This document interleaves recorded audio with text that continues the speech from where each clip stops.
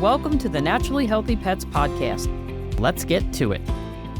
Hello, and welcome to the Naturally Healthy Pets Podcast. I'm your host, Dr. Judy Morgan. My guest today, Dr. Jeff Feinman, is a pioneering holistic veterinarian and molecular biologist, because, you can't have too many degrees, I guess, since 1985. And he's the founder of Holistic Actions, an online platform that empowers pet parents and professionals to understand animal health through a more holistic, compassionate lens. Sounds familiar.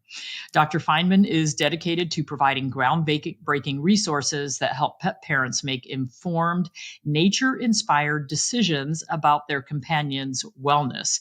And I think you're going to be looking at things from a different framework by the end of this discussion. So I'm really excited about this.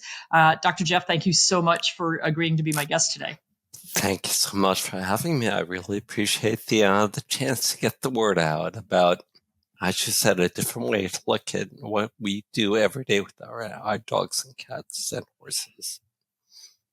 Yeah, absolutely. And so you say that there's a different way to raise and treat our pets that focuses on the healing energy of love. And I love that. So right now, this is a huge issue for me. I think that the veterinary profession is at a crossroads that's not good. It's not good for our pets. It's not good for our veterinary professionals. It's not good for our paraprofessionals. And so many things are going wrong. And part of that is that the conventional approach to treating disease is not following what the body needs. Agree? 100%. I mean, that's exactly the framework. I mean, the framework is what we learned in vet school is how to use the information about what's going on in the body so we can work against it with antibiotics, or anti-inflammatories. And we're talking about ways of working with the body, working with nature, working with the universal life force, which we know is love. Absolutely. Absolutely. So, one of the things that we want to look at is how do we stop just treating symptoms, and how do we instead work with the body and ask the body to come back into balance, reshape itself, and heal rather than just putting out fires, which I really feel like with conventional medicine, all I ever did was put out a fire. That was what we were taught to do. We do it really well. I mean, now we're learning new molecular tools for doing it. And the way to undo it is really, really easy. And that is do nothing. Just let nature rebalance the way it always will do. I mean, that is one of the few things that I know for sure is that we are in a dynamic equilibrium. We are always changing. Our animals are always changing, and they are going to seek balance as best they can. Yeah, depending on what's going on around them. Yeah, absolutely. I mean, we see that even with, so let's say a dog that's in kidney failure and their phosphorus levels get too high. And so we keep checking their phosphorus and calcium levels. And the body wants to keep those in balance in the right ratios. And it's going to work very hard to do that as long as it's capable of doing that. And that's where the problem comes. Sometimes it's not capable. Exactly. And that is where good holistic support, nutritional support all comes into play.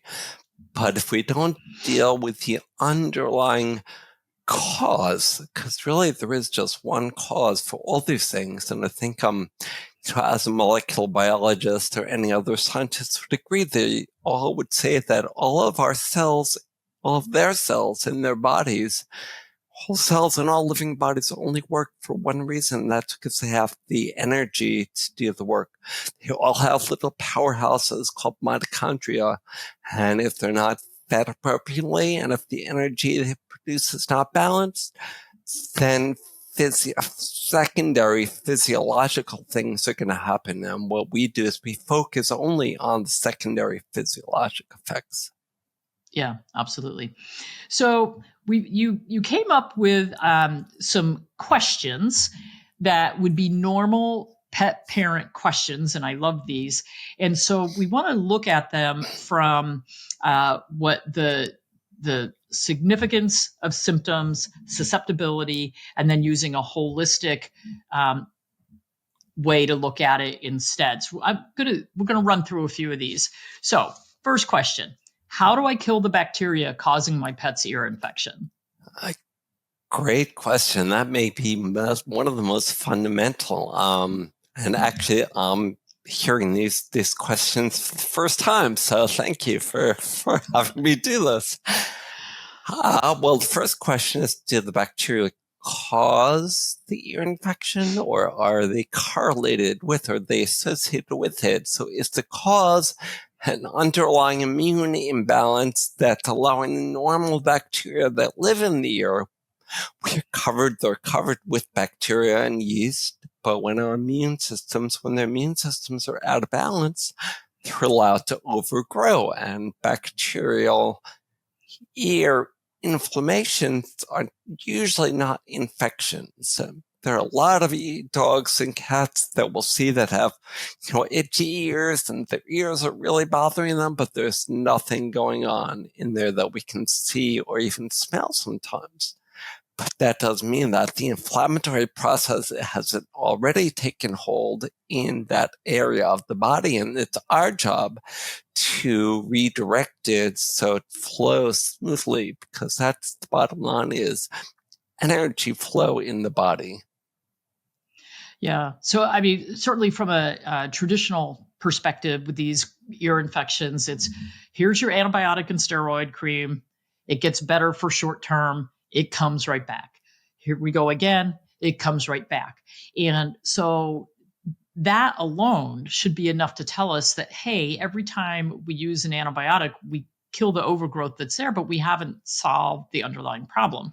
So we need to be looking for what that is. I mean, and for me in practice, ear infections almost always went back to the wrong diet. Because the wrong diet is kind of the root of a lot of the inflammation in the body. And that raises the question of what is a wrong diet, and why is one animal not able to do well on one protein and another does just fine. And that's what really I think is the fundamental cause for all these things, and that is the susceptibility, the opposite of resilience of the individual. Why are they susceptible to eating chicken as a trigger to their allergies? Why are they susceptible to pollens? And that's the province of energetic treatment with things like homeopathy and TCM that reduces the susceptibility of the individual. Yeah, absolutely. All right, so we're going to go with our next question. Which flea treatment works best to kill fleas? None. It depends. I mean, fleas are not the problem. If we're talking about flea infestation on the animal, fleas are part of our environment. They're part of the world, just like any other kind of bug. If they're infesting your dog or cat, that is probably an internal imbalance in the individual, that if you give them flea chemicals to kill the fleas, you can actually worsen that imbalance of making them more likely to get fleas in the future. So, as well as other diseases secondary to the chronic effect of whatever you're using for flea control, because you're killing fleas. You may not be killing your dog or cat, but you're exposing them to a little bit of a chemical that may or may not affect them long term. Yeah. I'm so against the flea and tick pesticides that we put on in our animals. It's a travesty, and it's I love the point of looking at it like, why is your animal infested with fleas? because I would have clients that would have a dozen cats in their house, indoor cats. And all the cats come in, all the cats have fleas, but you'll have 4 or 5 that have a flea and they're in good body shape and good condition. And then you'll get a couple of these older, skinny, muscle wasted, dehydrated, kidney failure cats, and they've got 10,000 fleas on them, drinking them dry. And it's like, yes, their system is so shot that the fleas are like, all right, it's, a flea is a parasite, and parasites go after the weak link. And so when you have an animal with these chronic infestations, you're absolutely right. We need to be looking at what's the underlying imbalance. What else is going on that's causing that pet to be so attractive to the parasite? And that actually is directly related to your ear question, because then the bigger picture question becomes, our bacteria, our fleas, our ticks, are any kind of parasite or germ, are they really the problem? Or is it that the inner environment, the balance of the individual is not correct? Something is not right in the diet or in the water. I mean, look at a farm. I mean, it's the plants are strong and vigorous that they get what they need to grow, and good soil, the proper water, the proper light. Spray them with insecticides and dry them out, they're going to be susceptible to all kinds of bugs and fungi, and they're not going to be very healthy. Yeah, absolutely. We're going to take a break here. We've got more questions that we want to discuss, but we're going to take a break to hear from our sponsors. Stay tuned. We'll be right back. The following ad is brought to you by Raised Right. I'm excited to tell you about Raised Right. They're a family-owned, human-grade pet food company that makes gently cooked whole food recipes for dogs and cats. I feel good recommending Raised Right because most of their recipes have less than 2% carbs, and their recipes are so simple. Many have just 10 ingredients or less. They were able to formulate their adult dog recipes to be complete and balanced using only whole foods without any synthetic vitamins or minerals. Raised Right has also teamed up with both Dr. Karen Becker and Dr. Barbara Royal to create a new line of veterinary support recipes to help with specific health issues. They formulated low phosphorus recipes for kidney support and low fat recipes for pancreatic support. My own dogs and cats absolutely love Raised Right. Order yours today at raisedrightpets.com/Dr. Judy. Once again, that's raisedrightpets.com/Dr. Judy. Hi, Dr. Judy Morgan here. Let me ask you something. How much have you already spent trying to help your pets? Thousands in vet bills with minimal results, hundreds on supplements that didn't work, and countless hours researching and second-guessing yourself. What if you could turn all that frustration into real knowledge that actually works? The Holistic Pet Health Coach certification with Dr. Ruth Roberts isn't another generic pet nutrition course. This is 16 weeks of veterinary level education, the same training that qualifies for 40 continuing education hours for veterinarians. You'll master how the body actually works, why chronic diseases develop, and how to address root causes using integrative medicine and targeted nutrition protocols. This is about understanding your pet's health at a level most vets never reach. It's about having answers when conventional medicine says there's nothing more we can do. Don't spend another year wondering what if. Go to holisticpethealthcoach.com, mention HPHC10, and save 10% on this program that could transform how you care for your pets forever. Welcome back. You're listening to the Naturally Healthy Pets podcast. I'm Dr. Judy Morgan, and my guest today, Dr. Feinman, is all about holistic treatment for our pets and getting their bodies back into balance to solve some of the common problems. So we've discussed, parasite infestations. We've discussed those chronic ear infections. So let's talk about UTIs. What antibiotics should I give for my pet's UTI?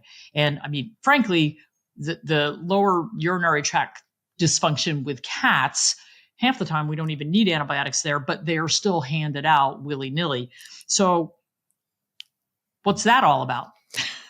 Well, I would love to reframe that a little bit in that we call them UTIs, so urinary tract infections. We used to call it FUS, or feline urologic syndrome, or feline lower urinary tract disease, or feline interstitial cystitis, blah, blah, blah. I mean, all these labels. It's got a lot of names. we're really good at labeling stuff. I mean, that's, but those labels limit what we do or how we think. And a brilliant veterinarian scientist realized that we're doing that with the infection, feline urinary infections, and he calls it Pandora syndrome.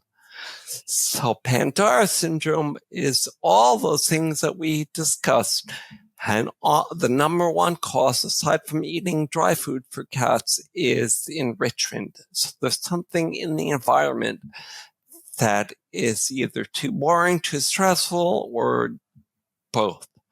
And you can almost always help recurrent urinary inflammations by enriching the environment and switching from a dry to a wet food. Yeah, it's really interesting because I read a study that over 80% of indoor cats are highly stressed. Like their cortisol levels are high. They're highly stressed because we're not allowing them to do cat things.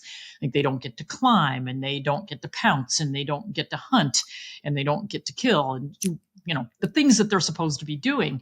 And it's really interesting because I don't think I have ever heard a veterinarian say, okay, your cat has chronic cystitis or chronic inflammatory bladder issues.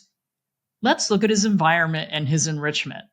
That should be part of the prescription for every one of these cats. Should be. I mean, that's my mission in life, is that this paradigm that we're talking about should be part of the vet school curriculum. Wouldn't that be nice? I think it's an elective in some schools, but I think that every pet parent, every pet professional, every veterinarian needs to know that there's another way to look at and reframe all these things that we're not taught about at Penn or Davis or Georgia or any other vet school. Yeah, no, I agree. All right. What vaccine should my pet get to protect them from disease?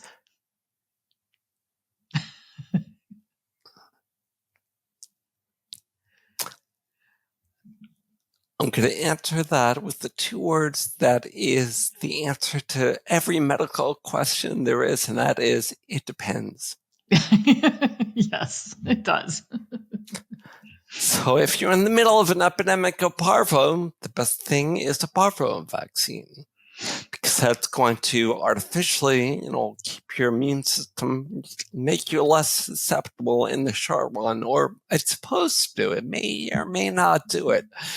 We know one thing about vaccines. We know they're always, always, always going to harm or do something to the immune system. I mean, whenever you inject anything, it's going to do something.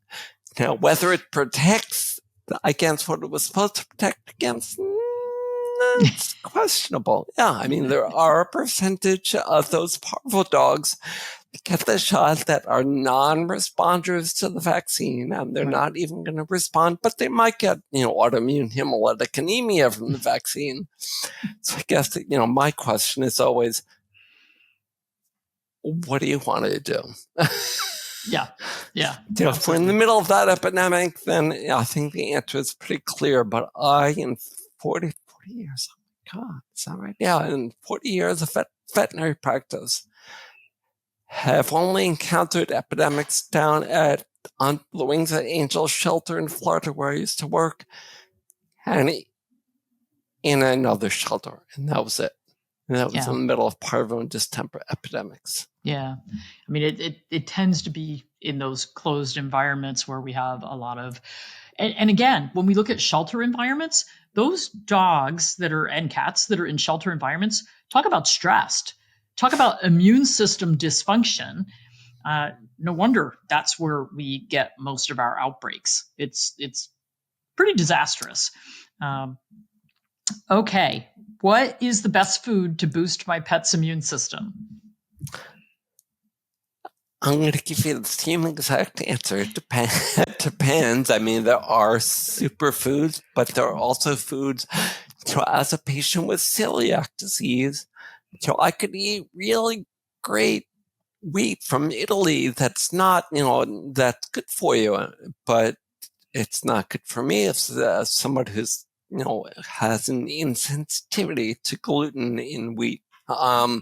So in general, the better balance you are internally, the more variety you could eat. So I would say my dietary advice is really 3 words: eat as varied, fresh a diet that you can in moderation. Don't eat too much of anything, no matter how good you think it is.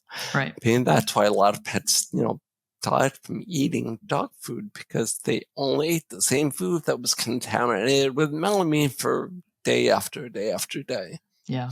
I'm a huge fan of variety and rotation. And I mean, my dogs and cats don't eat the same thing 2 meals in a row. There's probably 10 or 11 different proteins in my freezer, and we're just rotating all the time. So it really is, and one of my favorite sayings is, you can't out supplement a bad diet. Like, I don't care how many supplements you're throwing in that bowl. If you've got a diet in there that is highly processed, filled with lots of synthetic vitamins and minerals and dyes and all the things that we know are bad for us, you can't fix it. Which is why it's so easy to fix a lot of problems, and that is to go from the ultra-processed dry and canned food to any fresh food. You can cook it, you can eat it raw, you can do whatever you want, but it's fresh food. It's real food. Yeah, real food for sure. All right. We hear this one all the time. How do I treat my dog's skin infection? Good question. If they have like hot spots, which could be called an infection, there are soothing things like aloe vera that we can use while the body heals from the inside out, because manifestations on the skin are often a good sign that something's detoxifying from internally. So I would say soothe with the aloe or other soothing ointments or sprays or baths or whatever you find that soothes the individual. But at the same time, you got to work on the diet, on the balance, energetic balance. I love when people are working with a veterinary homeopath or TCM veterinarian on their team, because they're going to build to do that internal balance rather than just a cytopoint shot or an Apoquel or an antibiotic. All of which are antis. Yeah, Apoquel and cytopoint, those are like dirty words. We don't like to use those. So that's, and that goes back to veterinary medicine works very hard to suppress symptoms. And so Apoquel, cytopoint, steroids, which are just used handed out like water for these animals with these recurring skin issues.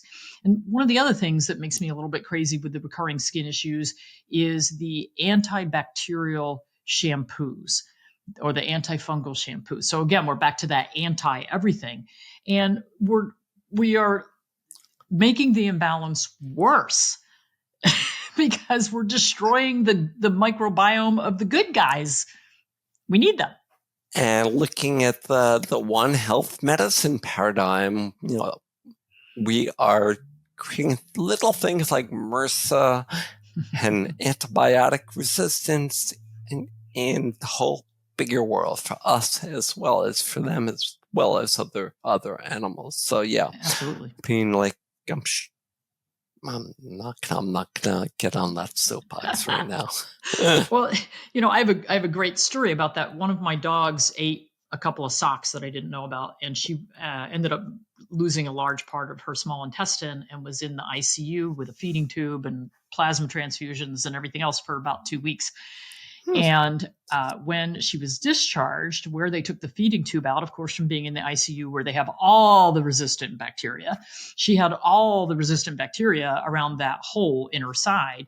She was about a 10-pound dog, and they sent home 3 different antibiotics, enough for about a 250-pound dog, and said, give her these for the next 2 weeks for that to heal up. And I thought, there is no way in the world I am doing all of that stuff.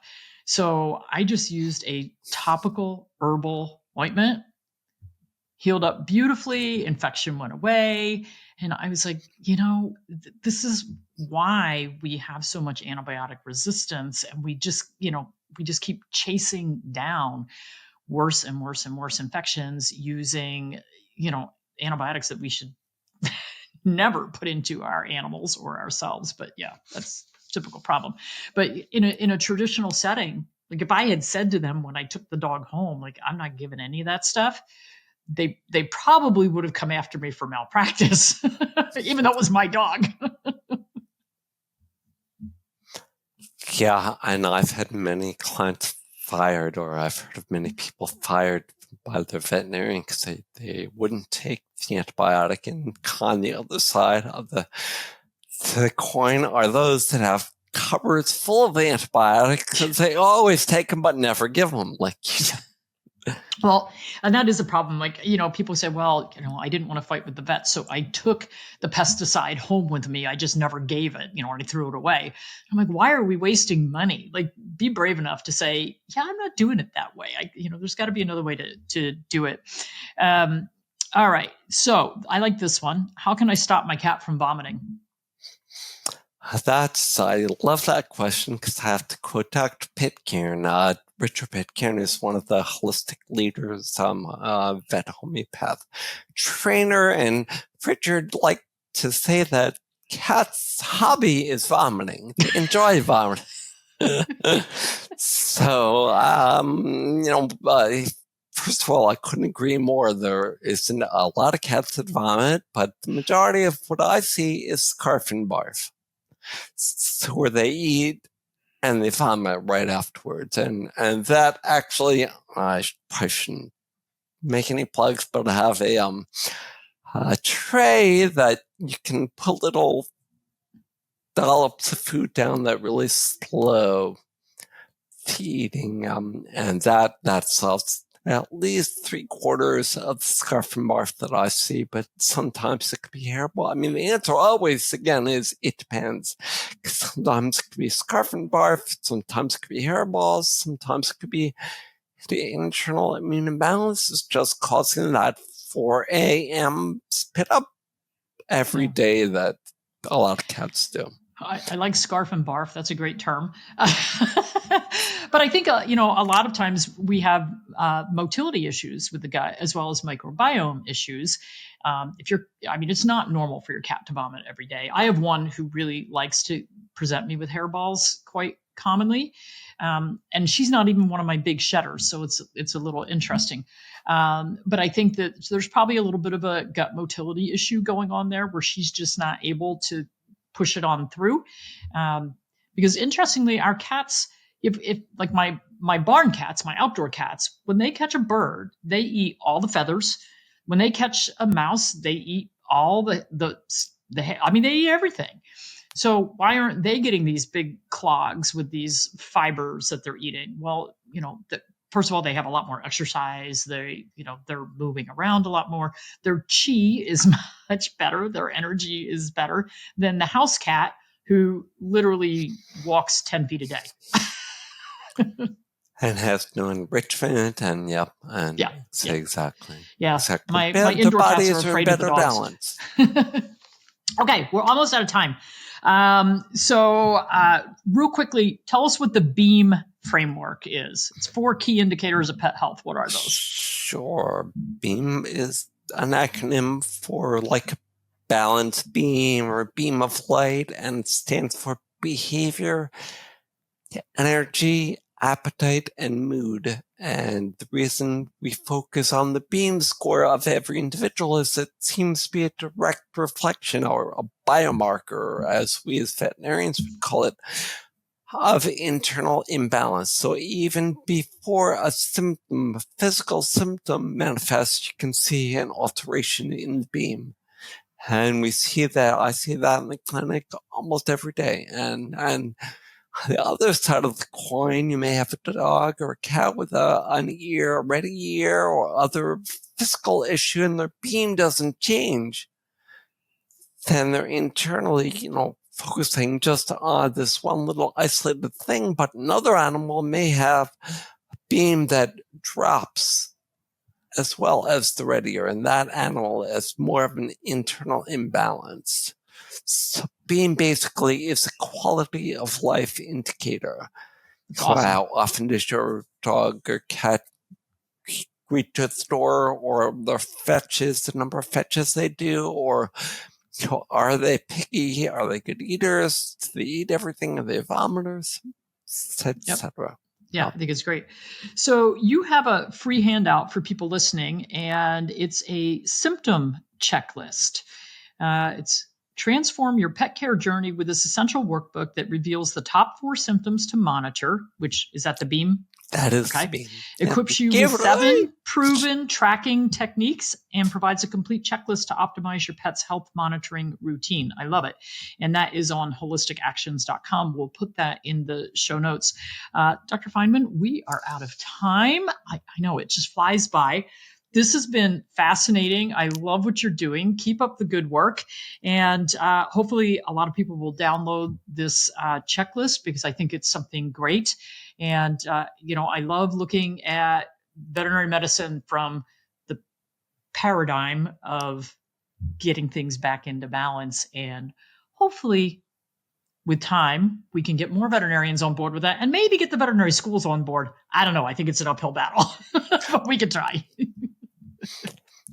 And there we agree. There's not a lot of wind behind our sails, but there's Anyway. We're trying. Yeah, thank you very much for your time today. Thanks. And everyone, thank you for listening. Thank you, and thank you for having me. Thanks for listening to another great Naturally Healthy Pets episode. Be sure to check out the show notes for some helpful links. And if you enjoy the show, please be sure to follow and listen for free on your favorite podcast app. We value your feedback and would love to hear from you on how we're doing. Visit drjudymorgan.com for healthy product recommendations, comprehensive courses, upcoming events, and other fantastic resources. Until next time, keep giving your pet the vibrant life they deserve. The purpose of this podcast is to educate and to inform. It is no substitute for professional care by a veterinarian, licensed nutritionist, or other qualified professional. You're encouraged to do your own research and should not rely on this information as professional medical advice, diagnosis, or treatment. Dr. Judy and her guests express their own views, experience, and conclusions. Dr. Judy Morgan's Naturally Healthy Pets neither endorses or opposes any particular view discussed here.